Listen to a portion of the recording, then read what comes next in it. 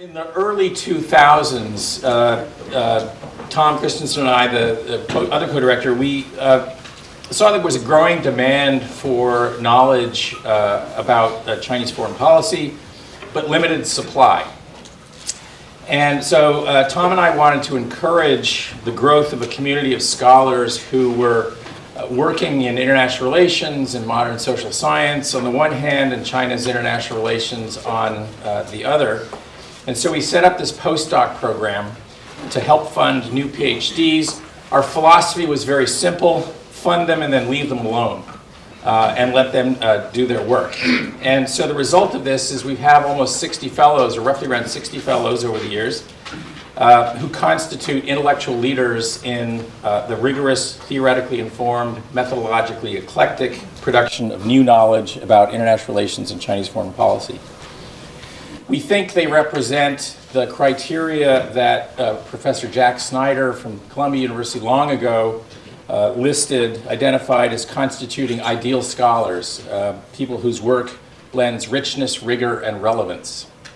So the eclectic lists of panels today represent a small but important portion of the range of research that China and the world scholars do. And the panelists are among the top experts on these topics. So we're very happy that you're here, and we hope that we know you will learn a lot from the panelists. Tom? The program couldn't exist without funding, and I wanted to thank the Carnegie Corporation of New York, the Chubb Foundation, and the Luce Foundation for its generous support of the program, without which we really couldn't function. We're not funded by the universities, we're funded by foundations. I wanted to add to something that Iain said. When we set this up 20 years ago, it's really hard to believe it was 20 years ago, one of our concerns was that the people who did do China's foreign relations and international relations were increasingly going into think tanks and consultancies. And there's nothing wrong with think tank work, and there's nothing wrong with consultancy work.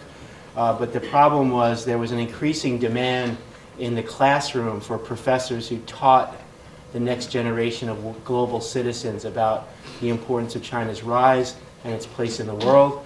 And people were leaving the academy because political science departments in particular were not rewarding area expertise. So we wanted to give people who did both of those things an extra period of time to turn their dissertations into published books that would help their careers, that would help them find jobs and keep jobs once they had them. And we thought with giving them an imprint. At the time, my end of the program was at Princeton, so it was Princeton-Harvard, now it's at Columbia. And we thought that that would be a good thing on their CVs as they went forward with their careers. And I'm really proud to say that over 90% of our 50-plus former fellows are in teaching positions. Some are actually in think tanks, and we kind of, I like to think that we instilled in them the spirit of being teachers, and they teach on the side. So they're in the classroom, they're teaching the next generation, and that's something that we really held to be highly important. Is Anatole Class here? Oh, hi Anatole. And Rachel Hulby is here, right? Rachel, hi Rachel. So I just wanted to welcome them. They're our new fellows. And the new fellows are joining a community that is really strongly represented here. I wanted to congratulate them on coming through the competitive process. And I wanted to say something about the fellows. The other thing we wanted to do, in addition to having relevance to policy, and we do have a lot of work among our fellows that is relevant to policy, is to build a community of scholars so that they would have each other's backs and support each other in the field. And it's really been remarkable. And this year, it's about as remarkable as it's ever been, because we've had, like I said, 50-plus former fellows. There are well over 40 of you here today. And that just shows the loyalty to the program.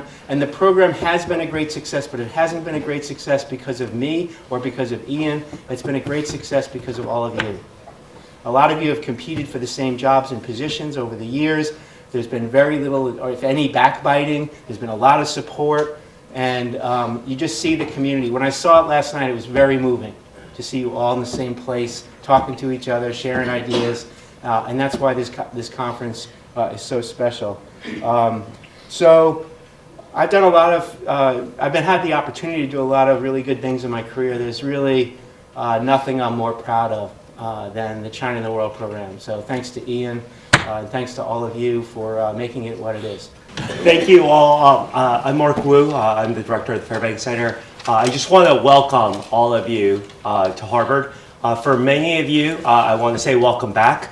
I think as many of you know, Harvard has been the one mainstay of this program for the past 20 years. I know many of you have contributed to the richness of the conversation here at the Fairbank Center, here at Harvard University, and many of you have come back over the years and enlightened us with your scholarship and have provided mentorship to the next generation of students here. So it's a delight to welcome all of you back. I want to take the minute here just again to extend my thanks to both the Fairbank Center team and the CWT team, especially to Daniel, who did a lot of the legwork to make all this happen.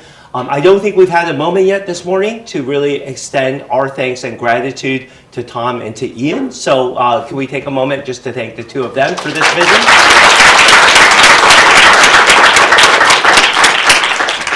And 20 years ago, I think as some of you know, I was in government. 20 years ago, I was in policy.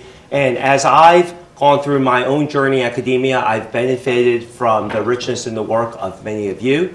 I've struggled with some of the same questions I think many of you struggle with. I think one of the things that's been so wonderful about the CWP program is even though its base has been in political science, its influence has truly been multidisciplinary, from history to law to business schools to sociology to all of the social sciences, and most importantly to the corridors of power in Washington, in Beijing, and throughout all of East Asia, Tokyo, Seoul, and including Europe as well. And so I think it really has provided a sense of how the work in academia could connect with the world and policy to shape the influence of how we react to the topic that we're going to be discussing today, China's international relations. And I just wanted to say a few words just to set the stage for today's conference. Many of us grew up over the last 20 years thinking to ourselves that the story was one of 中国走向世界, how China and the world, how China would reintegrate itself as a major global power and how international relations would need to react to that. But I think we held within ourselves, maybe because we wanted to believe it, that this was a story that was a positive story, one of a Kantian peace that would endure across a set of liberal international order beliefs, one that would lead to rising living standards, not just for Chinese, but for people all around the world, and one in which the Chinese people were committed to peaceful resolution and to a reintroduction of normalized international relations after a period of the Cold War and colonialism that preceded it. I think today we question whether those assumptions are right or not. We've seen China's rise has certainly given rise to rising living standards, has given rise, as we discussed yesterday at the Critical Issues seminar, to nearly half century of enduring peace within East Asia. But we also ask ourselves whether that peace will endure for the next 50 years, whether China's rise has also given rise to increasing crackdowns domestically on authoritarian regimes, by authoritarian regimes, and increasing rise to thought control that takes advantage of the new technologies that we have before us, and increasing repression on individual freedoms. Is that what the international relations that we have before us have? And I think we all feel we live in a more precarious time than ever. We live in a time when certain states believe that they can use brute force and coercion again to resolve territorial disputes and historical animosities. We live in a time, again, when we feel more threatened about our own democracy, about our own peace, and about our own economic well-being. And we certainly live in a time when policymakers are struggling to think about how to rethink this story of China's rise. And so I think there's no more important group of scholars than all of you here today to help really lead that rethinking of China's international relations, what that means for the world, and how we teach our students going forward will affect how the world proceeds with this story going forward. So I just want to take that moment again just to welcome all of you back to Harvard, or welcome some of you to Harvard, and really to welcome the China World Program back home. Thank you all, and enjoy the day.